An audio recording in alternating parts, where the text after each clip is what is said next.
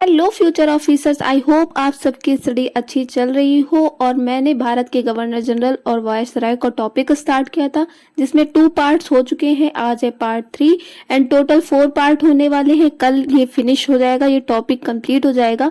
उसके बाद ये वायसराय को जो गवर्नर जनरल में बदल दिया गया था और फिर से ये अपडेट होके जो आजकल राष्ट्रपति हैं वो उस पद तक पहुंच गया है। तो फिर मैं स्टार्ट करूंगी प्रेसिडेंट ऑफ इंडिया यानी भारत के राष्ट्रपति, जिसमें सारे इंपॉर्टेंट आर्टिकल से लेकर के हर चीज कवर करूंगी मैं राष्ट्रपति में।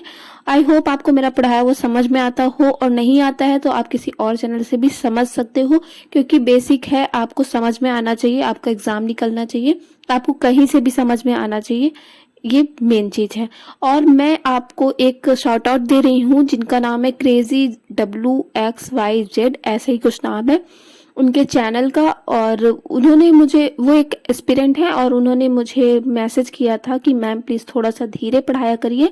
तो मैं उनकी बात को कंसीडर करते हुए थोड़ा सा धीरे पढ़ाऊंगी, लेकिन बहुत ज्यादा स्लो नहीं करूंगी, वीडियो लंबा हो जाता है और मैं अपने मोबाइल डेटा से अपलोड करती हूँ तो वो अपलोड नहीं हो पाएगा, एंड या फिर पार्ट ज्यादा बढ़ जाएंगे तो उसका कोई वो नहीं है। लेकिन आई अप्रिसिएट कि वो उन्होंने मुझे सजेशन दिया एंड मैं उनके सजेशन को फॉलो करते हुए कोशिश करूंगी धीरे पढ़ाने का।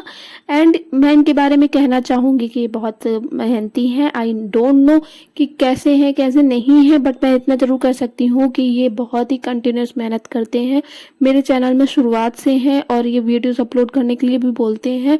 जो कंटिन्यू मेहनत करता है वो कहीं ना कहीं सफल जरूर होता है। इसी के साथ शुरुआत करते हैं अपने वीडियो की। Charles Metcalfe. अब चार्ल्स मैटकॉफ जो है अगले भारत के गवर्नर जनरल हैं। एक्चुअली में हम लोगों ने 1773 का रेगुलेटिंग एक्ट देख लिया था, फिर उसके बाद चार्टर एक्ट 1833 देख लिया था, जिसके बाद गवर्नर जनरल जो बंगाल के थे उसे भारत का गवर्नर जनरल कहा जाने लगा। ये सब पिछला है इसलिए मैं स्पीड में बोल रही हूँ। अब नया स्टार्ट होता है चार्ल्स मैटकॉफ से। चार्ल्स मैटकॉफ है भारत के गवर्नर जनरल 1835 से 1836। बहुत लंबा कार्यकाल रहा इनका, मतलब 1 साल का। भारतीय प्रेस का मुक्तिदाता इन्हें कहा जाता है। फिर नेक्स्ट आते हैं लॉर्ड ऑकलैंड। लॉर्ड ऑकलैंड 1836 से 1842 यानी 1836 से 1842 तक रहे। पहला आंग्ल अफगान युद्ध लॉर्ड ऑकलैंड के ही समय में हुआ था। अब इसमें कंफ्यूज मत होना, जॉन कॉर्टियर के समय में 1769 से 1772 के बीच में प्रथम आंग्ल मैसूर युद्ध हुआ था। प्रथम आंग्ल मराठा युद्ध जो हुआ था वो वॉरेन हेस्टिंग के समय में हुआ था, और ये है प्रथम आंग्ल अफगान युद्ध जो कि हो रहा है लॉर्ड ऑकलैंड यानी 1836 से 1842 में, इनके समय में। लॉर्ड ऑकलैंड कोलकाता से दिल्ली तक ग्रैंड ट्रंक रोड जो थी उसकी मरम्मत करवाई थी इन्होंने। लॉर्ड एलन बैरो 1842 से 1844 तक थे। ये भारत के गवर्नर जनरल थे। भारत में दास प्रथा का जो अंत हुआ था वो इन्हीं के द्वारा हुआ था। किसके द्वारा? लॉर्ड एलन बैरो के द्वारा। तो अब बात करते हैं नेक्स्ट टॉपिक की। लॉर्ड डलहौजी आपके एग्जाम पॉइंट ऑफ व्यू से बहुत ज्यादा इंपॉर्टेंट है। 1848 से 1856 लॉर्ड डलहौजी भारत के गवर्नर जनरल रहे हैं 1848 से 1856। ब्रिटिश एम्पायर का विस्तार जो है, ब्रिटिश एम्पायर जो इतने बड़ा महान एस्टेब्लिश हुआ था वो लॉर्ड डलहौजी के समय में हुआ था। रेलवे का जनक लॉर्ड डलहौजी को कहते हैं। 16 अप्रैल 1853, 16 अप्रैल 1853 को लॉर्ड डलहौजी के समय में ही मुंबई से थाने, कहां से? मुंबई से थाने तक पहली बार रेल चली थी। तो भारत में पहली बार रेल कब चली थी? 16 अप्रैल 1853 में। कहां से कहां तक चली थी? मुंबई से थाने। किसके शासनकाल में चली थी? लॉर्ड डलहौजी के शासनकाल में चली थी। ये क्लियर हो गया। अब नेक्स्ट बताते हैं, इन्हीं के बारे में आगे बात करते हैं। वुड डिस्पैच को आधुनिक शिक्षा का मैग्ना कार्टा कहा जाता है। 1854 यानी 1854 में ये लागू हुआ था।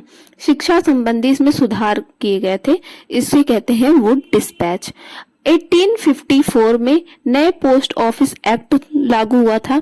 नया पोस्ट ऑफिस एक्ट 1854 जिसमें भारत में पहली बार डाक टिकट को प्रचलन किया गया था, यानी डाक टिकट की शुरुआत की गई थी।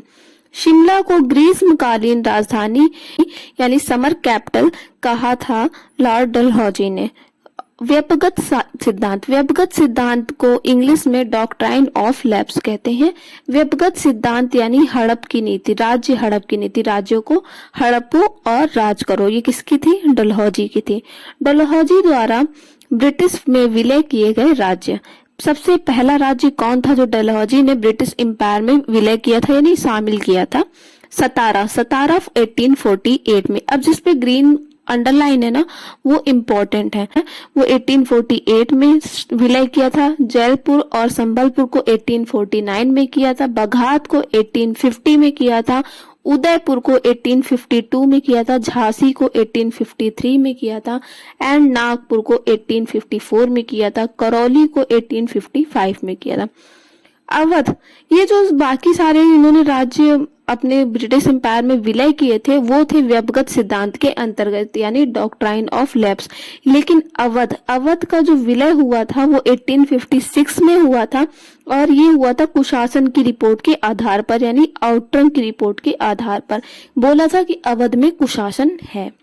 अब बारी आती है अगले गवर्नर जनरल की।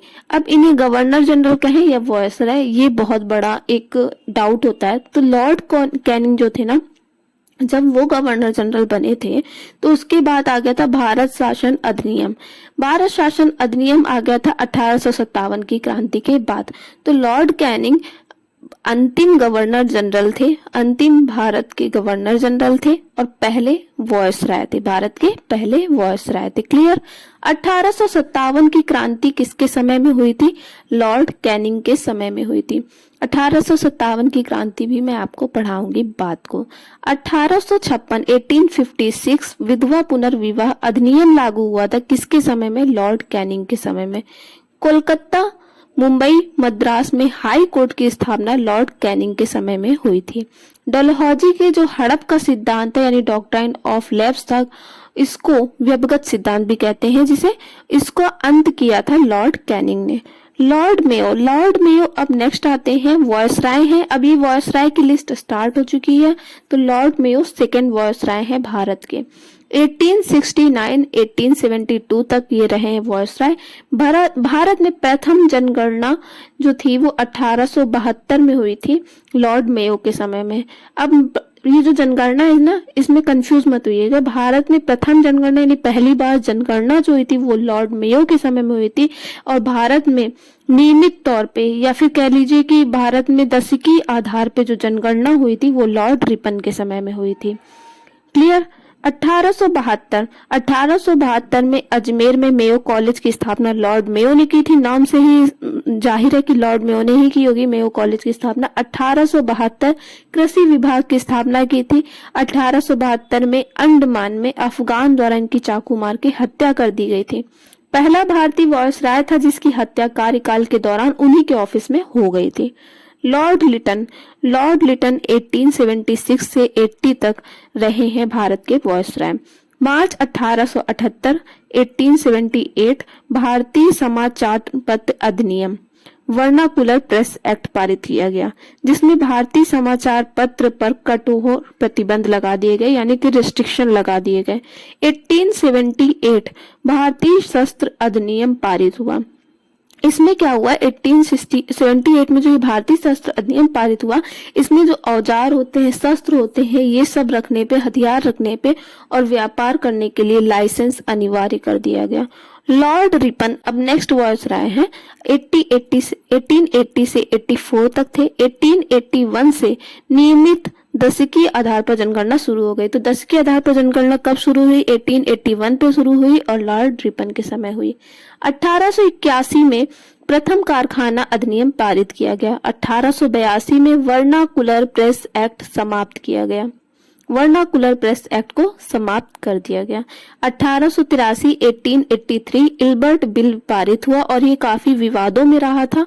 भारतीय जज जो होंगे ना वो अंग्रेजी अपराधियों के लिए अब सुनवाई कर सकते हैं, उनके मामले में सुनवाई कर सकते हैं जो अधिकार उन्हें पहले नहीं थे। अब बारी आती है नेक्स्ट वायसराय की लॉर्ड डफरिन के समय में एक ही मोस्ट इम्पॉर्टेंट चीज हुई थी। ये इनका कार्यकाल था 1884 से 88 तक और कांग्रेस की स्थापना कब हुई थी 1885 में। तो किसके समय में हुई होगी, लॉर्ड डफरिन के समय में हुई होगी। 1885 से A.O. ह्यूम ने भारतीय राष्ट्रीय कांग्रेस की स्थापना की थी। अब बारी आती है लॉर्ड कर्जन की। लॉर्ड कर्जन 1899 से 1905 तक थे वायसराय। 1904 में भारतीय पुरातत्व विभाग की स्थापना लॉर्ड कर्जन के समय में की गई और 1905 में बंगाल विभाजन, मोस्ट इम्पॉर्टेंट थिंग बंगाल विभाजन, मैं अपने शॉर्ट्स वीडियो में भी बता चुकी हूँ आपको, दोबारा भी एक बार पढ़ा दूंगी मैं एग्जाम से पहले। 1905 में बंगाल विभाजन लॉर्ड कर्जन के समय में हुआ था। नेक्स्ट वायसराय की लिस्ट कल कंप्लीट हो जाएगी, उसके बाद आएंगे हम प्रेसिडेंट पे। आप अपने सजेशन ऐसे ही देते रहिए और प्लीज मुझे मैम मत बोलिए करिए, मैं एक स्टूडेंट हूँ और मैं और भी काम करती हूँ, तो प्लीज मुझे मैम मत बोला करिए। मैं बस आपकी हेल्प कर सकूं, इसलिए ये चैनल कभी भी बंद होने वाला नहीं है। जो लोग सोचते हैं कि ये यूट्यूबर बनने के लिए है, मोनेटाइज हो जाए, ऐसा कुछ नहीं है। सब कुछ समय बीत रहा है, ऐसा कुछ नहीं होने वाला, लेकिन ये चैनल चलता रहेगा आपकी हेल्प के लिए, जब तक आपको मेरे से हेल्प मिल रही है। जिस दिन आपको नीड नहीं होगी कोई बात नहीं, तो आप अपनी पढ़ाई पे ध्यान दीजिए। Bye bye.